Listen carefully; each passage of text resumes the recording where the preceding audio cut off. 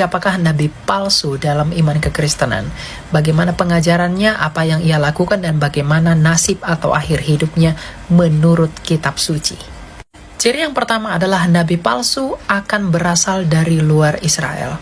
Di dalam Mazmur 147 ayat 19-20, Tuhan hanya memberikan ketetapan-ketetapan dan hukum-hukumnya kepada bangsa Israel saja, dan ia tidak melakukan itu kepada bangsa-bangsa lain. Apalagi nabi-nabi yang dia pilih itu hanya dari bangsa Israel untuk bangsa Israel saja. Jadi jikalau ada nabi yang mengaku nabi benar tetapi dia dari luar bangsa Israel, dia adalah nabi palsu dan penipu. Assalamualaikum warahmatullahi wabarakatuh. Masih kembali di channel saya. Terima kasih kepada teman-teman masih setia menonton, mendukung, menyaksikan konten dari channel ini. Lagi-lagi Elia Miron ini membuat kontroversi, menyebutkan Nabi Muhammad SAW adalah nabi palsu dan nabi penyesat. Hal ini tentu mengguncang umat muslim dan menyakiti umat muslim. Benarkah Nabi Muhammad ini nabi palsu atau Rasul Paulus lah yang rasul palsu? Di sini Kondonditan membongkar semuanya. Siapa sebenarnya Paulus ini?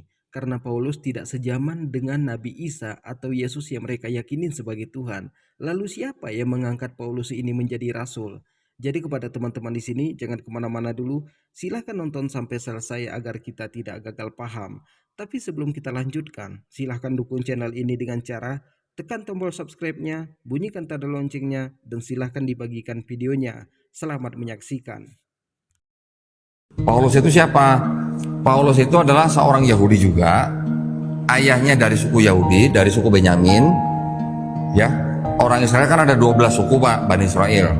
Suku yang paling muda yaitu suku Benyamin. Nah, Paulus itu asalnya dari suku Benyamin. Ayahnya suku Benyamin, tapi ibunya orang Yunani. Jadi blasteran Pak Paulus ini, Pak. Ya. Dia seorang pelaku Taurat juga. Ya, pelaku Taurat itu mengikuti hukum Taurat. Dia mengaku dia pelaku Taurat tanpa cacat gitu. Ya. Tapi dia juga pernah menjadi warga negara Romawi. Ya. Dia juga pernah menjadi seperti kayak semacam kepala tentara Romawi gitu lah, Pak. Kerjaannya dia dulu sebelum bertobat ngakunya mengejar-ngejar pengikutnya Nabi Isa alaihissalam. Dikejar-kejar, dibunuh, disiksa, dipenjara dilakukan oleh Paulus.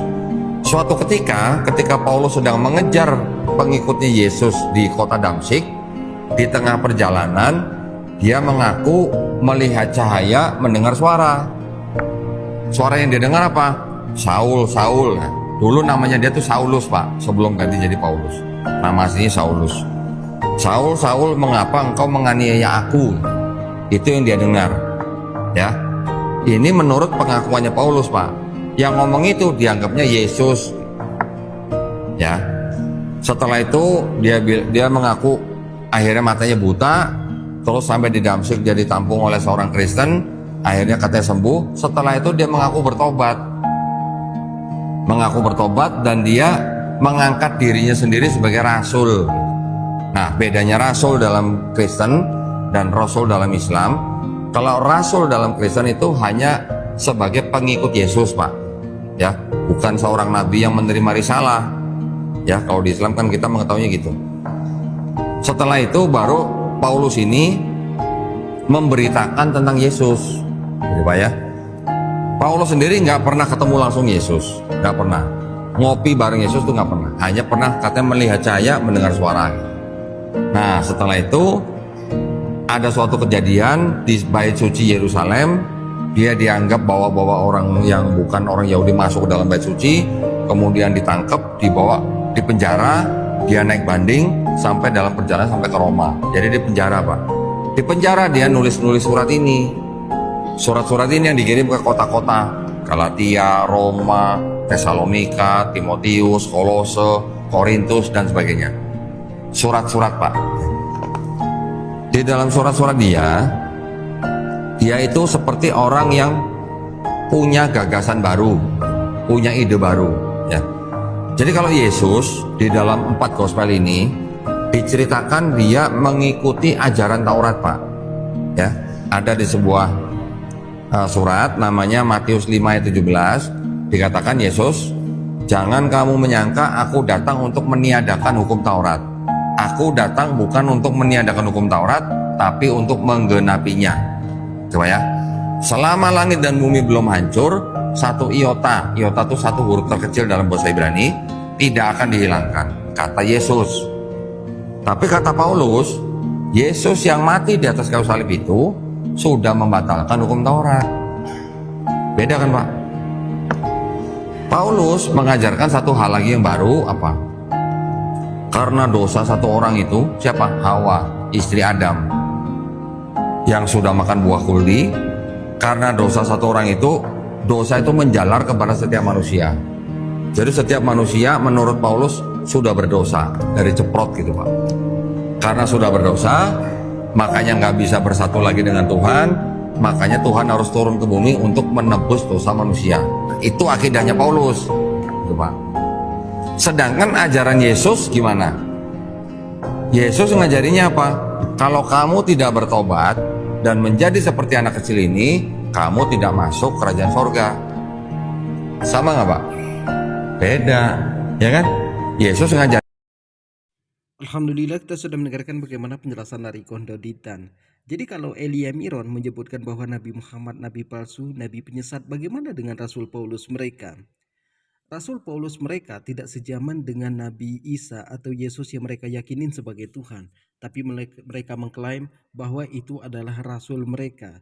Jadi buat teman-teman di sini, akhir-akhir ini memang banyak pertanyaan-pertanyaan yang sangat kritis diajukan kepada para pendeta dan misionaris Kristen. Mereka berkata, apakah Yesus ini benar-benar Tuhan? Kalau memang dia benar-benar Tuhan, kenapa disalibkan? Karena penebusan dosa dengan cara digantungkan di atas kayu salib itu tuh sudah tidak masuk akal lagi bagi orang Kristen. Makanya pertanyaan-pertanyaan kritis ini sering diajukan kepada para pendeta. Dan Elia Miron menyebutkan bahwa Nabi Muhammad tidak pernah dinubuatkan di dalam Alkitab. Padahal ada nubuatan Nabi Muhammad SAW di dalam Alkitab. Tapi mereka mengatakan itu nubuatan Roh Kudus. Bagaimana mungkin itu nubuatan tentang Roh Kudus? Roh Kudus sudah ada ketika Yesus ada. Jadi nubuatan itu orangnya yang belum ada.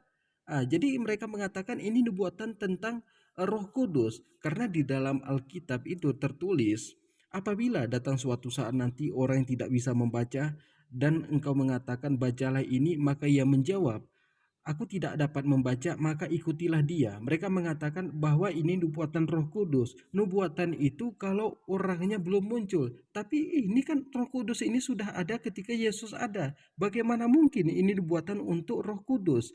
Jadi inilah keanehan dari mereka ini. Jadi kalau mereka jujur, maka gereja ini banyak yang kosong. Terima kasih sudah menonton. Jangan lupa ditekan tombol subscribe-nya dan bagikan videonya. Assalamualaikum.